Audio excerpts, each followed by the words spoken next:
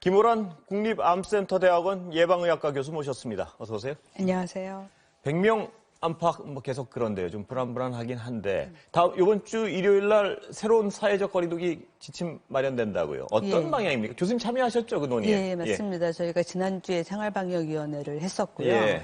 이제 계속해서 생활방역위원회 위원들이 요구한 게 너무 강력한 단계로 사회적 거리두기를 하는 것이 실제 국민들의 수용도도 낮고 예. 또 우리의 목표가 되기도 어렵다. 왜냐하면 그걸 만든 게 이제 5월 달이었는데 예. 지금 상황이 많이 달라졌거든요. 그래서 좀 수정이 필요하다라는 요구가 있었고 예. 그에 맞춰서 정부에서 좀 더 단계도 세분화하고 좀 지속 가능한 방법으로 준비를 해왔습니다. 예, 지속 가능하다고 하는 말씀을 들으면 그래도 약간 좀 편해지는 거 아닌가 뭐 이런 생각이 드는데 어떻습니까? 그렇습니다. 예. 우리가 이제 그 5월 달에 처음 만들 때의 목표는 하루에 50명 미만으로 해서 예. 환자 수가 가능한 한 자릿수 되도록 해보자. 그래서 그걸 1단계로 했었는데 이제는 그렇게 유지하기는 어렵고요. 예. 또 그래서 이거를 좀 단계를 올리되 가능하면 중환자를 치료할 수 있는 여력은 늘려서 사망은 최대한 막는 그런 방법으로 가자 하는 걸로 좀 바뀐 거죠.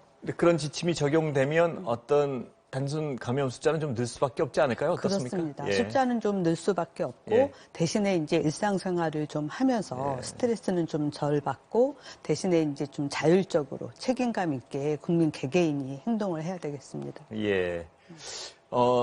스트레스는 덜 받더라도 그렇다면 그 대표적인 행위가 어떤 야외 활동 같은 걸 텐데요. 좀 상대적으로 안전하고. 근데 뭐 골프장에서도 감염되고 야외 활동 경우에는 해야겠죠? 그렇죠. 예. 이제 야외 활동이 실내보다는 훨씬 위험이 예. 덜하기 때문에 야외 활동이 오히려 나은데 야외 활동을 가서 같이 모임을 가지면서 식사를 한다든지 예. 이렇게 대화를 오랫동안 하면서 마스크를 쓰지 않는다든지 하면 그건 실내 활동이나 마찬가지입니다. 예. 같이 식사하지 말고 야외 활동하고 헤어지셔야 된다는 거죠, 지금으로서는? 그게 가장 좋죠. 예. 그리고 대화하실 때 반드시 또 마스크를 그렇죠. 쓰시고. 예. 그래서 예. 그게 몸에 배야 될 것 같습니다. 뭐 그게 생활화돼야 될 것 같습니다. 예. 그런데 지금 내일 헬로윈데이 걱정들 방역 당국에서 특히 많으신 것 같습니다. 이거 뭐 어떻게 맞습니다. 뭘 조심해야 되나요? 왜냐하면 우리가 이미 그 5월 달에 이태원 클럽 유행을 겪어봤죠. 겪었고 사실은 그 유행 끝으로 이제 계속해서 전국으로 확산되고 방문 판매 뭐 이렇게 이어진 거나 마찬가지거든요. 예. 그리고 실제로 거기서 이제 유흥시설을 운영하시던 분들은 그 이후에 몇 달 동안 이제 집합금지가 돼서 사용을 못했습니다. 그래서 이번에 이제 바로 엊그저께 서울시에서도 헬로윈 대위를 이제 대비한 자문회의가 저희 있었고요. 예.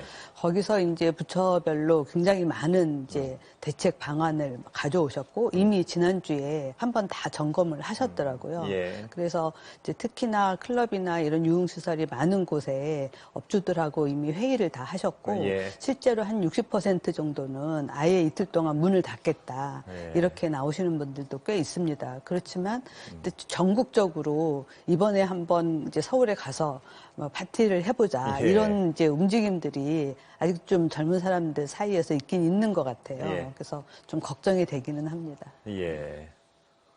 뭐 어떻게 일단 가기로 한 분들, 젊은 분들 중에 그래도 조심은 어떻게 해야 될까요? 뭐 방역 지키는 것밖에 없겠죠? 그렇죠. 예. 그리고 이제 실제로 그날은 그 공무원들이 밤새서 24시간 동안 해당 업소에 다 가서 4제곱미터당 1명 정도씩 들어가는지, 3시간마다 충분히 이제 휴식 시간을 갖는지 이런 거를 다 점검을 할 예정입니다. 그래서 아마 기존에 생각하신 것처럼 사람들이 아주 많이 모여서 파티를 즐기고 이런 거는 기대를 하지 않으시는 게 좋겠습니다. 젊은 분들 어차피 별 재미없을 거니까 안 가시는 것도 방법인 것 같습니다. 그렇습니다.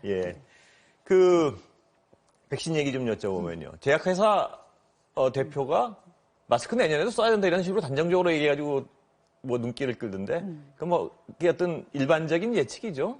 그렇습니다. 왜냐하면 백신이 나온다고 해서 이 백신이 정말 효과가 좋은지를 평가하는 데만도 6개월 이상 걸릴 거고 생산이 돼서 접종하는 데만도 또 그 이후로도 시간이 많이 걸릴 거기 때문에 백신이 개발돼서 허가돼서 판매가 시작됐다고 해서 모든 일이 끝난다 이렇게 생각하면 안 된다는 거죠.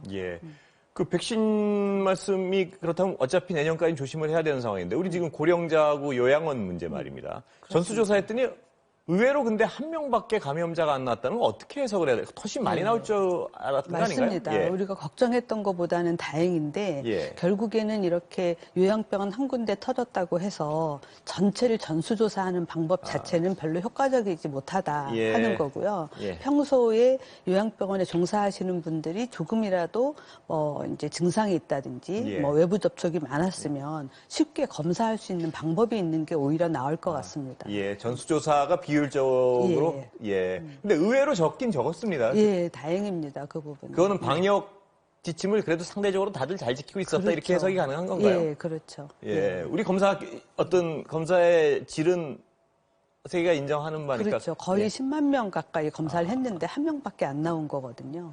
교수님 보시기에도 약간 의외로 적은 숫자는 맞죠? 예, 그렇습니다. 사실 예. 좀 더 나올까 봐 걱정을 했었거든요. 예, 걱정이었는데. 예. 예.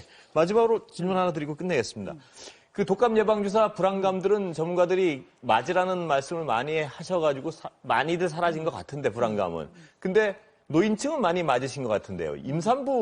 임신부들 접종률이 많이 떨어진다는 소식이 있습니다. 임신부가 이제 아기 영향이 있을까 봐 걱정들 하시는 것 같은데 그렇지 않죠? 어떻습니까, 교수님? 예, 그렇습니다. 오히려 이제 산모의 몸 안에 있는 항체가 태아한테 가서 아기가 태어났을 때 감염을 예방할 수 있는 효과가 있거든요. 예. 그래서 임신부가 맞으시는 거는 오히려 아기한테도 도움이 되는 겁니다. 예, 아기가 항체를 가지고 태어나게 되는 건가요? 그렇게요? 그렇습니다. 예, 오늘 말씀 감사합니다. 예, 감사합니다.